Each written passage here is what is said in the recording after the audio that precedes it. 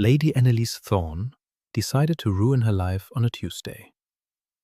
It was not a grand, theatrical decision made in a fit of passion, but a quiet, curdled resolution that settled in her bones like the damp chill of her ancestral home. She had turned away countless suitors, each more bland and grasping than the last. She never imagined one of them would return holding the deed to everything she had ever known. But the man at her door that day was not a suitor. He was something far worse, a mirror to her own desperation. The rain had been falling for 3 days, a miserable, persistent weeping from a sky the colour of a fresh bruise. It drummed against the leaded glass of the study where Annalise wrestled with the estate ledgers, the columns of numbers a swarm of black ants marching toward a cliff. They were ruined. The word was a stone in her throat. Her father, bless his gentle poetic soul, had been a master of botany and a fool with finances. Upon his death, he had left her a legacy of prize-winning roses, an insurmountable debt. A sharp knock echoed from the great oak door at the front of the house. It was a sound of startling impertinence. No one called at Thorne Manor anymore, not unless they were delivering a final notice. Her housekeeper, Martha, was down with a fever, and Annalise was left to answer it herself. She pulled open the heavy door, a gust of wind snatching at her skirts and flinging icy rain against her face. A man stood on the stone step, a figure of utter destitution.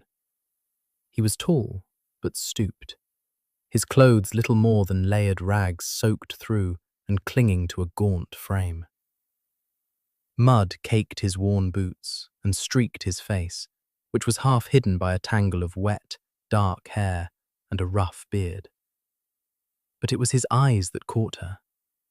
Beneath the grime and exhaustion, they were a startling, clear grey, and they held her gaze with an unnerving stillness. He did not speak at first, merely looked at her, a silent question in his steady gaze.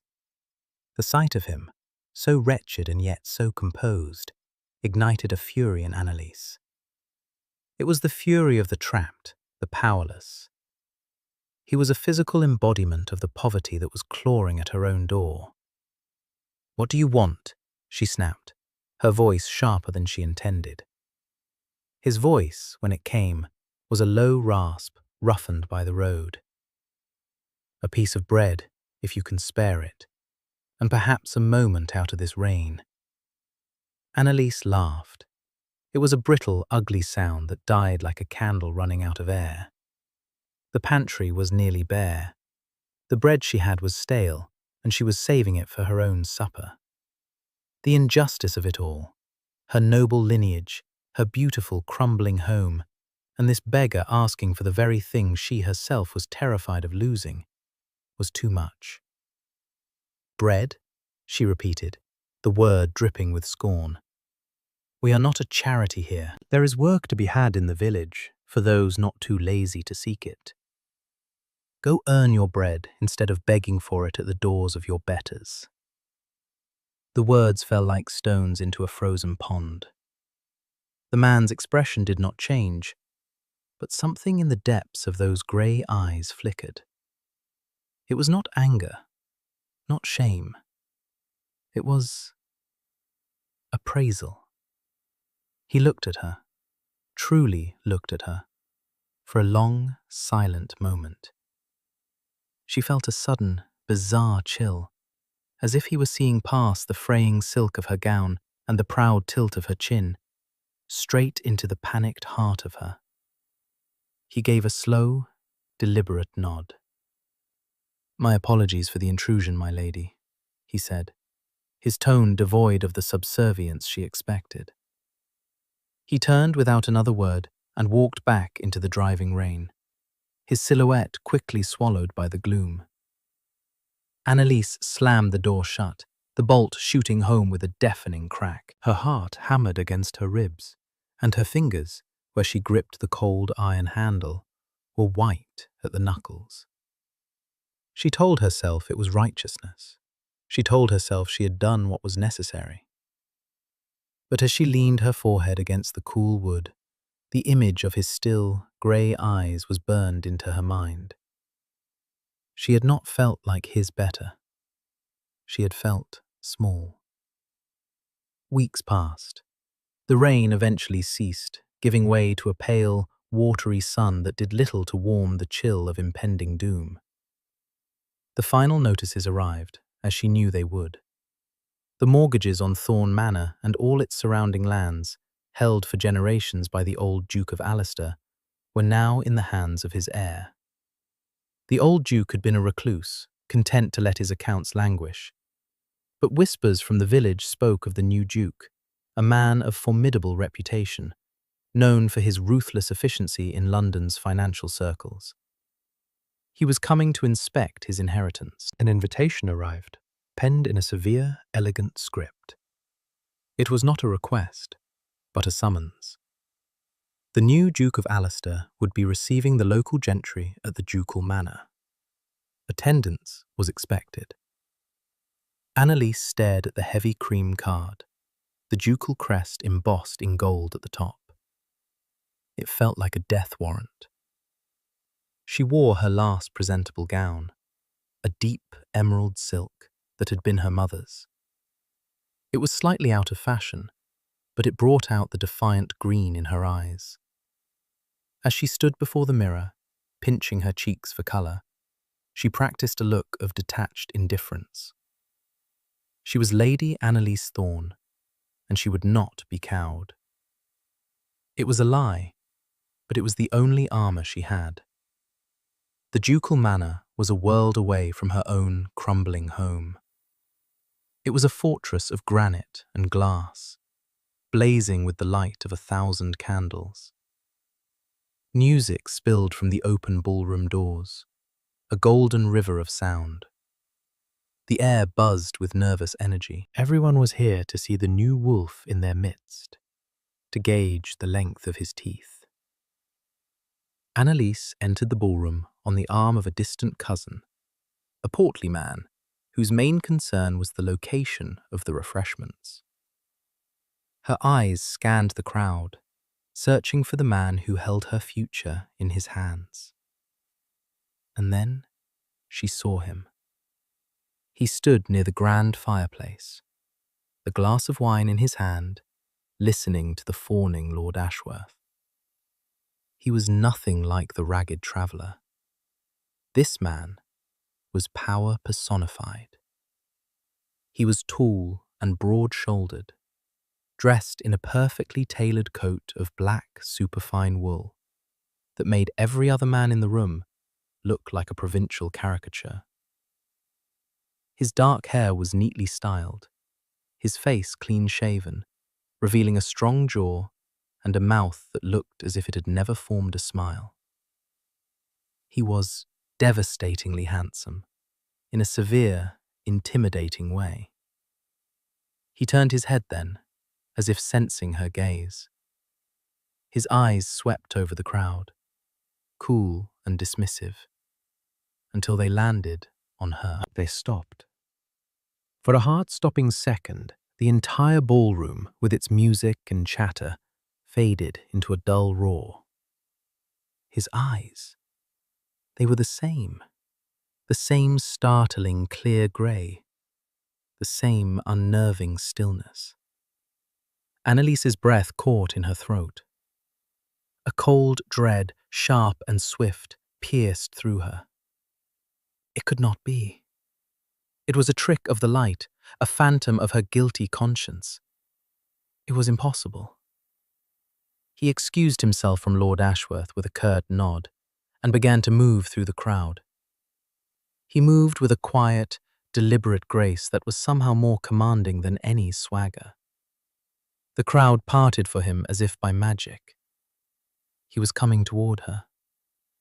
Her cousin, seeing the Duke's approach, began to stammer and bow. Annalise stood frozen, her carefully constructed composure shattering like thin ice. He stopped before her, his height casting a shadow over her. Up close, The resemblance was undeniable. The bone structure, the line of his brow, it was all there, sharpened and refined, but unmistakably the same. "Lady Annalise Thorne," he said. His voice was not the rasp she remembered, but a deep, cultured baritone. Yet the cadence held a faint echo of the man on her doorstep. "I am Alistair, Duke of Blackwood." She managed a curtsy, her movements stiff and jerky. "Your Grace," she murmured, her own voice a stranger's. He did not smile. His gaze was intense, analytical. "I have been reviewing the accounts for my new estate," he said, his voice dropping slightly, meant for her ears alone. "There are a number of irregularities, particularly concerning the Thorne property." Her blood ran cold. This was it. This was her ruin, delivered in a ballroom, wrapped in polite words. "I find myself in need of a comprehensive catalogue of the Thorne Library," he continued, his eyes never leaving hers. "I am told it is extensive. I will call upon you tomorrow morning to discuss the matter." It was not a request, it was a command.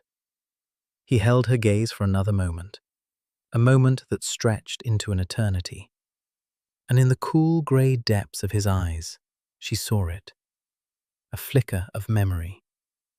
A silent acknowledgement of the rain, the wretchedness, the scorn. He knew. He remembered everything. Then he gave a slight, formal bow and turned away, leaving her standing in the middle of the crowded room, her heart a frantic bird trapped in the cage of her ribs. The man she had mocked, the beggar she had turned away with nothing but contempt, had come back, and he owned her world. The next morning arrived with a sense of grim inevitability. Annalise had not slept. She had spent the night pacing her bedchamber, the Duke's face swimming before her eyes. First the ragged traveller, then the imperious nobleman. They were two sides of a coin she could not comprehend. She dressed with defiant care in a simple grey morning gown, her hair coiled neatly at the nape of her neck. She would face him not as a supplicant, but as the lady of the manor, however tenuous her claim to that title now was. She would not give him the satisfaction of seeing her fear. He arrived precisely at 10 o'clock, his carriage a gleaming black lacquer shell drawn by two magnificent black horses. He was alone. He entered the house, his presence seeming to shrink the already cavernous, sparsely furnished hall. He glanced around, his expression unreadable, taking in the faded tapestries and the worn marble floors. Annalise led him to the library. It was her father's sanctuary, the one room in the house that had been perfectly maintained. 2 stories of books rose to a vaulted ceiling, the air thick with the scent of old paper and leather. It was the only real treasure they had left. "As you can see, Your Grace, the collection is substantial," she said, her voice cool and steady. She refused to let it tremble. He walked slowly along a shelf, his gloved fingers trailing lightly over the spines of the books. He did not seem to be looking at the titles, but rather absorbing the atmosphere of the room. "Indeed," he said, his back still to her. "My father spoke of it. He said it was the finest private collection in the county." He turned to face her, his expression as remote as a winter sky. "The debts on this estate, Lady Annalise, are equally substantial. In fact, they are overwhelming. By my calculation, you are bankrupt." The word hung in the silent air between them. Annalise lifted her chin. "We are aware of our circumstances, Your Grace." "Are you?" he asked softly. He took a step closer. "Because I could have you and your household removed by nightfall. The law is entirely on my side." her hands clenched into fists at her sides. Then why have you not done so? Why this pretense about cataloguing a library you intend to seize anyway? Is this some sort of game? A drawn-out revenge for a perceived slight? She had said it. The accusation was out, sharp and dangerous. She expected him to lash out, to confirm her worst fears. Instead, a flicker of something unreadable crossed his face. "Revenge is a tedious and unproductive pastime, my lady," he said calmly. "I am a man of business. I am here with a proposition." Annalise waited, her breath held tight in her chest. "I will suspend all collection of your debts," he said, his gaze unwavering. "You will continue to live here, as mistress of Thorn Manor. In exchange, you will undertake a task for me. I am restoring the ducal library. It has been neglected for decades. I require someone with an intimate knowledge of literature, preservation, and organization to oversee the project. I require you." She stared at him, bewildered. Of all the things she had expected, eviction, ruin, a forced marriage, this was not one of them. It was absurd. A punishment disguised as employment. A way to keep her under his thumb, to remind her daily of her precarious position. "You wish for me to be your librarian?" she asked, the words tasting like ash.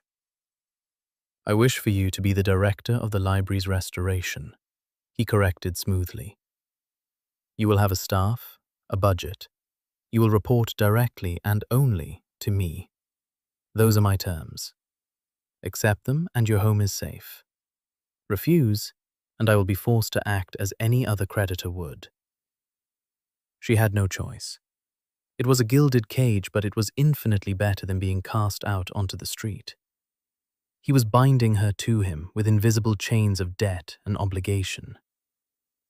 "I accept," she said, the words feeling like a surrender. "Excellent," he replied, a faint, almost imperceptible hint of satisfaction in his tone. "You will begin on Monday.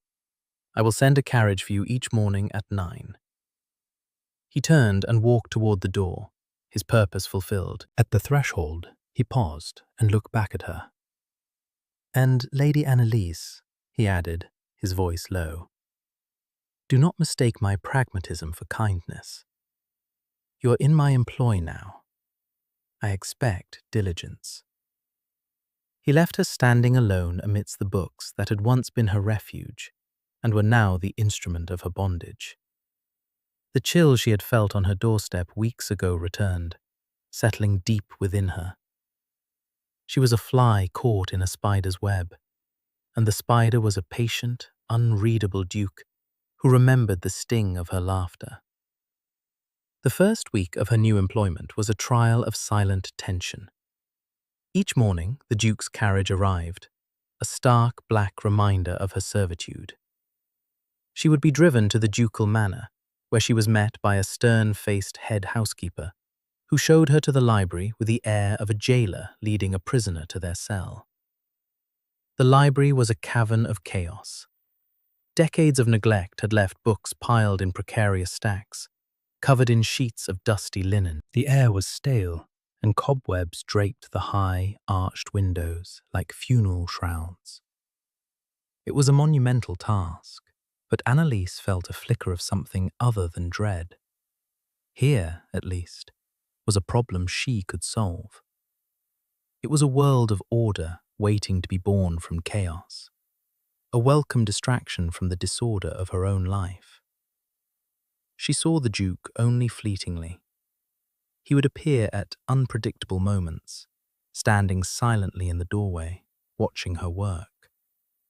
He never spoke, merely observed, his grey eyes taking in her progress before he would turn and leave as quietly as he had arrived. His presence was a constant, unnerving weight at the edge of her awareness. She felt like a specimen under glass. Annalise threw herself into the work, her mind focused on the familiar comfort of classification and order. She directed the small staff of footmen and maids he had assigned her with a crisp efficiency that belied her inner turmoil. Slowly, painstakingly, the room began to transform. Sunlight, for the first time in years, streamed through clean windows, illuminating swirling dust motes like tiny dancing spirits. One afternoon, while she was carefully examining a fragile, water-damaged folio, he entered the room and did not leave. He walked over to the table where she worked, his shadow falling over the ancient pages. "The damage is extensive," he remarked, his voice startlingly close. "It is," Annalise replied, not looking up. "But I believe the text can be saved. The vellum is resilient." He stood beside her, watching her gentle fingers trace the faded ink. His proximity was unsettling. She could feel the warmth radiating from him, smell the faint, clean scent of soap and wool. Her heart began a slow, heavy beat. "You have a passion for this," he stated. It was not a question.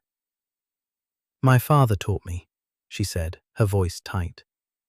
"He believed books were living things, that they held the souls of those who wrote them." A strange silence fell between them. She dared a glance up at him. His expression was unguarded for a fraction of a second, a deep-seated melancholy in his eyes that took her by surprise. It was a crack in the marble facade, a glimpse of something vulnerable beneath. He seemed to catch himself, his features settling back into their usual remote cast. "I have acquired a new collection," he said, his tone once again all business. "From the estate of Lord Ellington. It arrives tomorrow. I trust you will find a place for it." Before she could reply, he was gone. Annalise stared at the empty doorway, her fingers resting on the cool vellum. A passion for this. He saw that. He saw a part of her she thought was invisible to him. The realization was as disturbing as it was intriguing. The Ellington collection arrived, and with it, a new challenge. Annalise found herself working later and later, often missing the carriage that was meant to take her home. On those evenings, she would walk the few miles back to Thorn Manor, the cool night air a balm on her frayed nerves. One evening, as she was preparing to leave, a storm broke with sudden violence. Rain lashed against the windows, and the wind howled around the corners of the manor. She stood in the grand hall, hesitating. The walk home was impossible in such weather. "You will not be walking home in this," the Duke's voice said from the top of the main staircase. She looked up to see him descending, dressed not in his formal attire, but in a simple shirt and dark trousers. He looked younger, less formidable. "A room has been prepared for you," he said. "You will stay the night." The thought of sleeping under his roof, a guest by decree, sent a fresh wave of anxiety through her.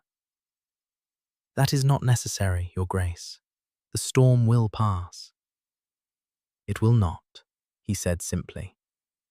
"I will not have you catch your death on my account. You are too valuable to my library." The words were pragmatic, impersonal, yet they held a strange undercurrent of concern. She was an asset to be protected. Still, it was a form of care. Reluctantly, she agreed. The room she was given was luxurious, with a roaring fire and a bed so large and soft it felt sinful. But sleep eluded her. She was restless, her mind churning.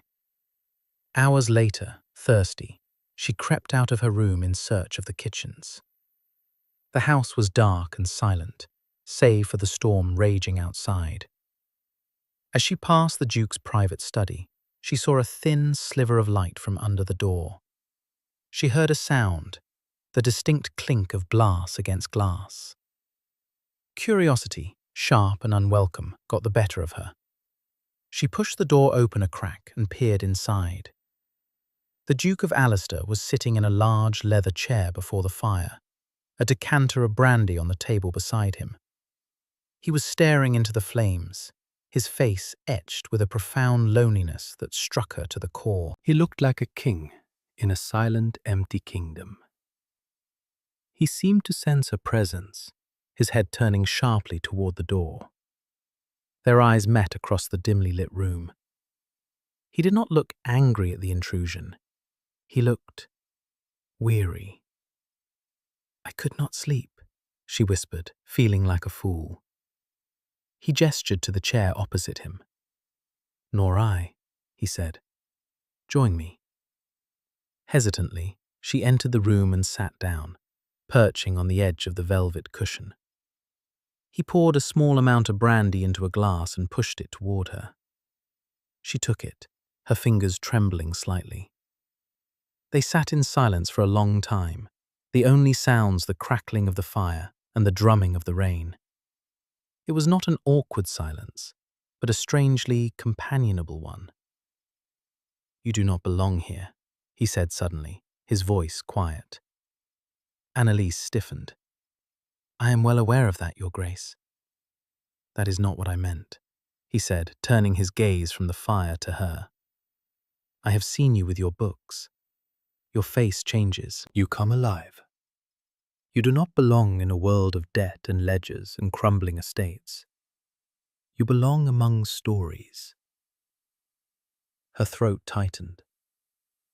No one had ever said anything so perceptive to her. No one had ever seen past her sharp tongue and proud defenses to the woman beneath. "And where do you belong, Your Grace?" she asked, her voice barely a whisper. A shadow passed over his features.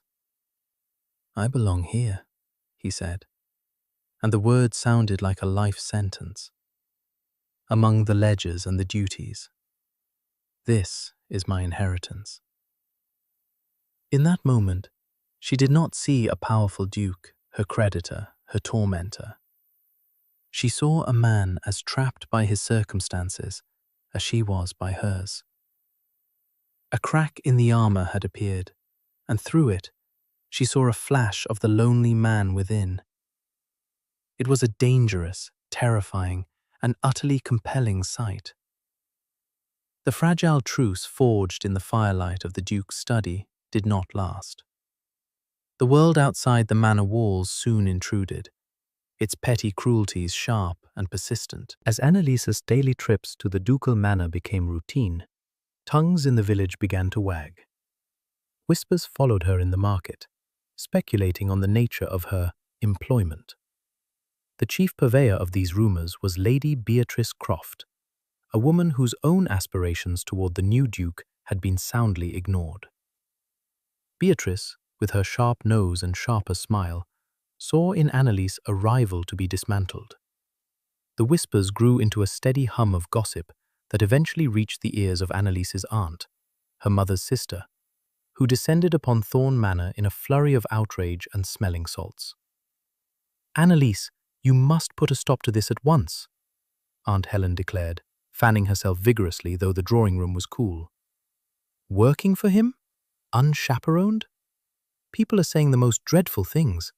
They say you are his creature." "I am his librarian," Annalise corrected, her voice tight with restrained anger. "And I am saving our home. Would you rather we were living in the street?" "There are worse things than poverty, child," her aunt sniffed. "A sullied reputation is a stain that never washes out." The conversation left a bitter taste in Annalise's mouth. It was a reminder that even in her gilded cage, the bars were still there, forged by society's expectations. The conflict came to a head at a garden party hosted by Lord and Lady Ashworth. It was the first major social event of the season, and Annalise knew her attendance was a necessity. She needed to show the world she was unbowed. The Duke was there, of course, a formidable, solitary figure who commanded attention simply by his stillness. He acknowledged her with a curt, public nod, his expression giving nothing away. Annalise was attempting to navigate the treacherous waters near the lemonade table when Beatrice Croft cornered her. "Lady Annalise," Beatrice began, her voice sweet as poison. "How wonderful to see you out and about. One hears you are kept so very busy these days." At the manor. Annalise's fingers tightened around her glass. "The Duke's library is extensive. It requires a great deal of attention." Beatrice laughed, a high, tinkling sound that drew the attention of those nearby. "Oh, I am certain it does. I imagine a man like the Duke has many extensive assets that require a woman's personal touch." The insinuation was vile and unmistakable. A wave of hot fury washed over Annalise. She opened her mouth to deliver a scathing retort, to put Beatrice firmly in her place. But a calm, low voice cut through the air before she could speak. "Lady Beatrice." The Duke of Allister stood just behind Annalise. He had moved with such silence, she had not even heard his approach. His face was a mask of cold displeasure, and his grey eyes were chips of ice. Beatrice Croft paled, her smug smile faltering. Your Grace, we were just—" "I heard precisely what you would just," he said, his voice dangerously soft. "You are speaking of Lady Annalise Thorne, who is undertaking a scholarly project of immense importance to the preservation of this county's history. A project for which I and my estate are deeply indebted to her." He took a deliberate step forward, placing himself slightly in front of Annalise, a subtle but clear protective barrier. "Her reputation is, therefore, an extension of my own. I would advise you to remember that. Should I hear such baseless, malicious slander again, you will find that the social circles of this county, and indeed of London, have become permanently closed to you." The threat was delivered without a single raised decibel, yet it carried the force of a thunderclap. The small crowd that had gathered to watch the drama melted away, suddenly fascinated by distant hedges and cloud formations. Beatrice Croft looked as if she had been struck. She mumbled a horrified apology and fled. Annalise stood in the sudden silence, her heart pounding. He had defended her, not with ambiguity or polite redirection, but with the full, crushing weight of his title and power. He had shielded her completely. He turned to her, the ice in his eyes thawing slightly as they met hers. "Are you all right?" She could only nod, her throat too tight for words.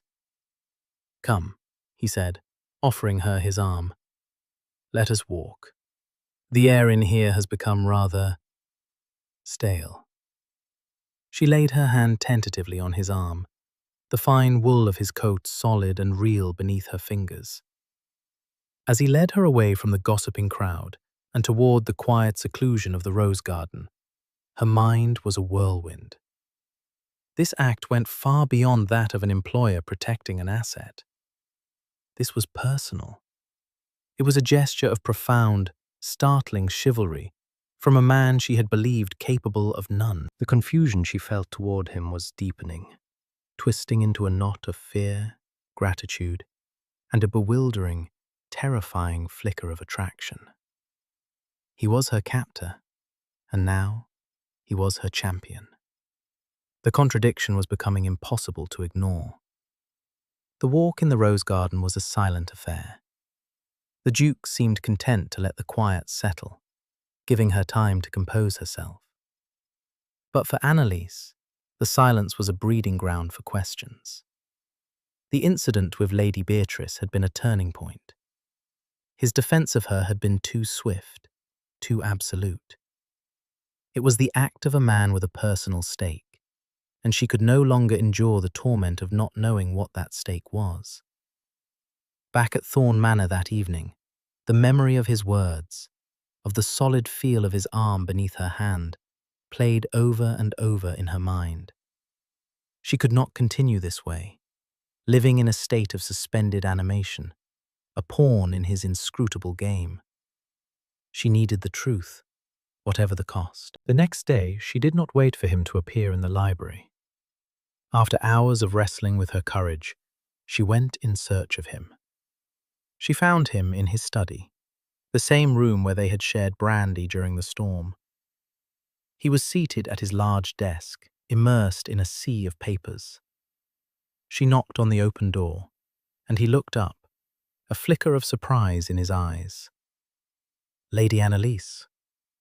"Your Grace, may I have a word with you?" she asked, her voice steadier than she felt. He gestured to the chair she had occupied once before. "Of course."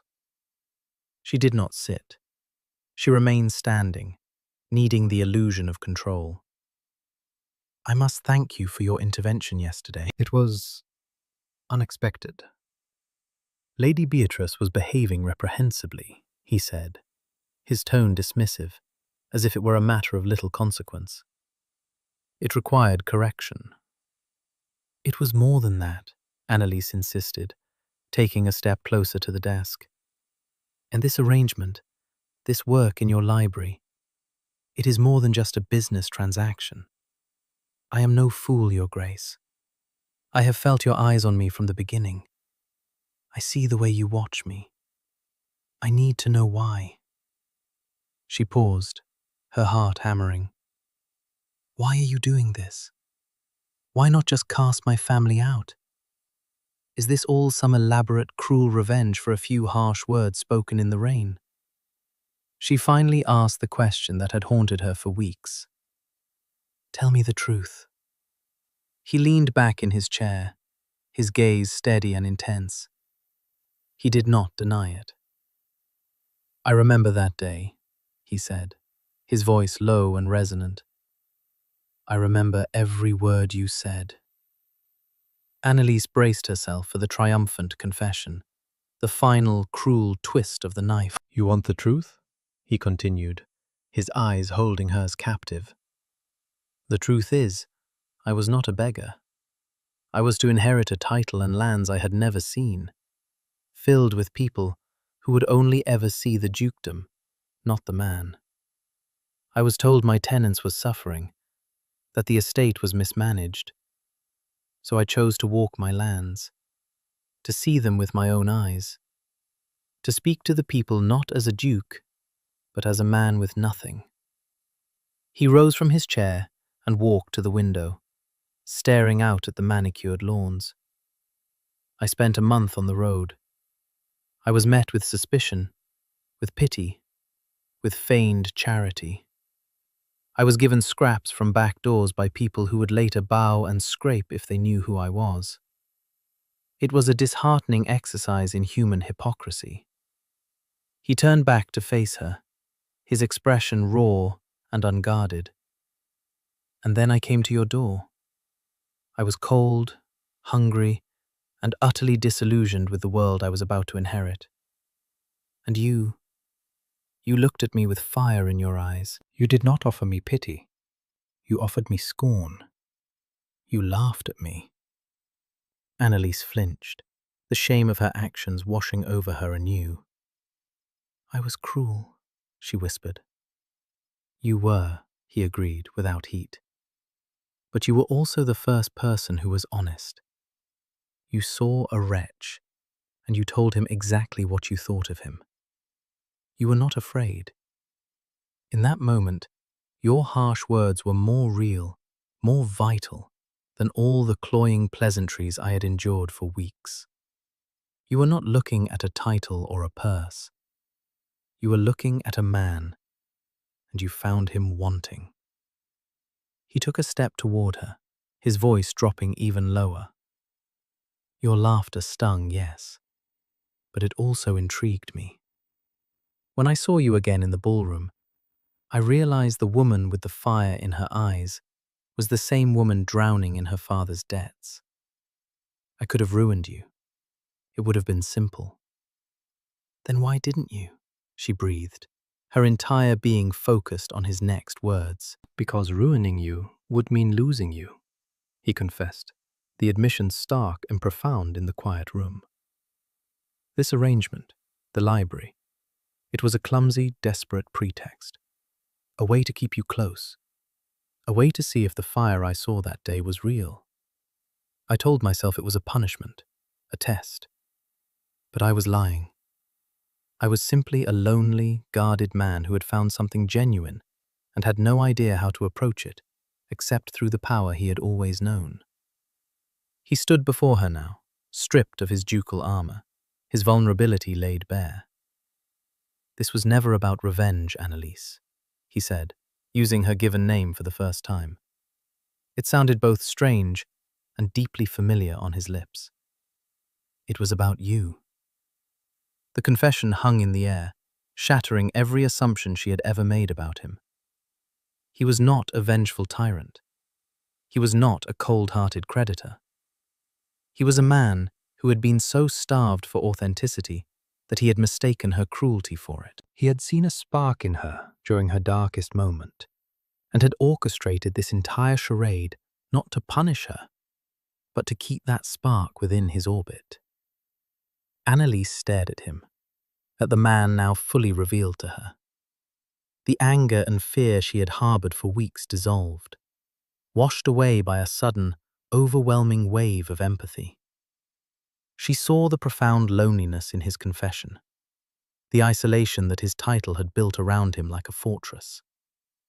Her own pride, her own defensive cruelty, suddenly seemed childish in comparison. Shame warred with a startling sense of connection. He had seen her at her absolute worst, and it had been the catalyst for his fascination. He had not seen a lady brought low, but a spirit refusing to break. "You have been alone for a very long time," she said, the words a soft realization rather than a question. A shadow of pain crossed his features. "A title is a lonely inheritance," he admitted. He took a final step, closing the small distance between them. The air crackled with unspoken words, with weeks of tension and misunderstanding.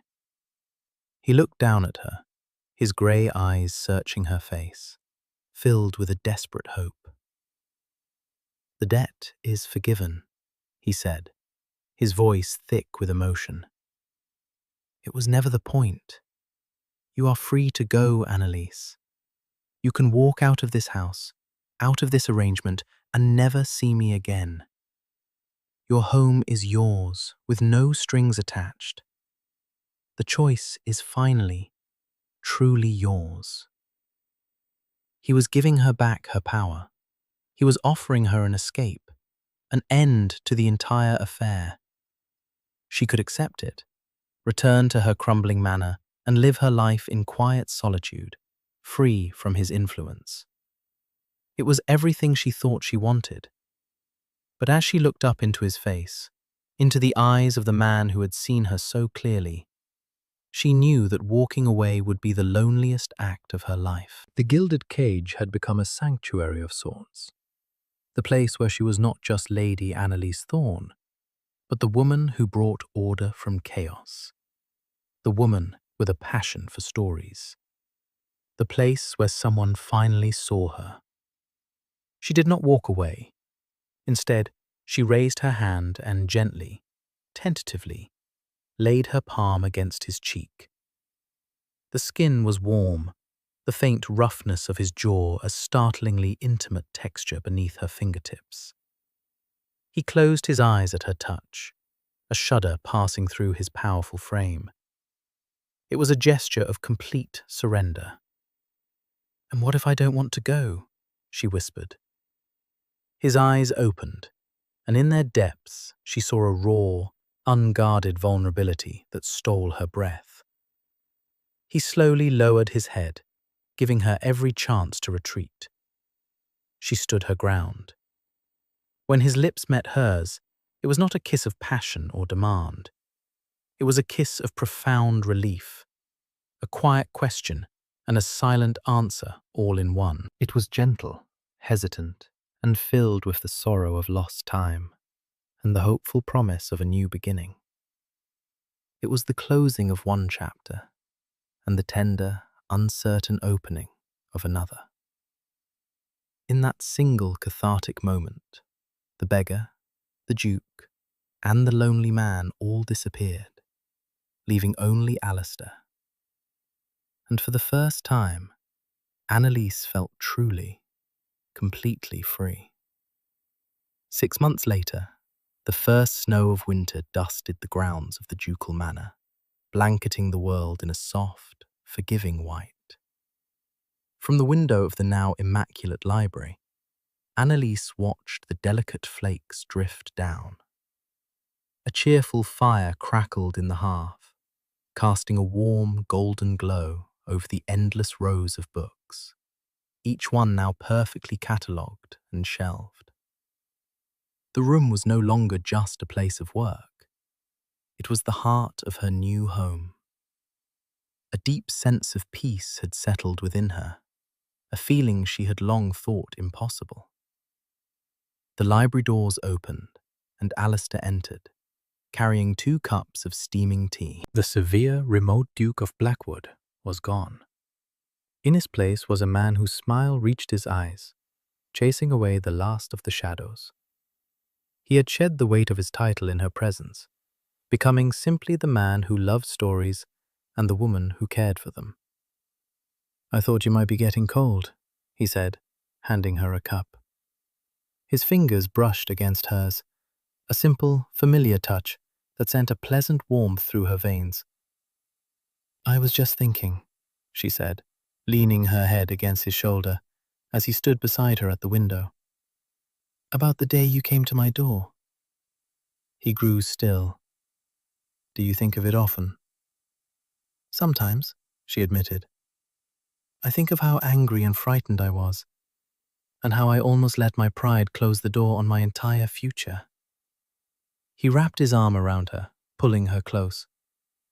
"And I think of how I was a fool, using power and intimidation because I had forgotten how to simply speak to another person. We were a rather sorry pair, you and I." She laughed, a genuine happy sound that filled the quiet room. A very sorry pair indeed. They stood together in comfortable silence, watching the snow fall. Her life was unrecognizable from the one she had been living less than a year ago. The debts on Thorn Manor were gone, and her ancestral home was being lovingly restored, not as her cage, but as a cherished piece of her past.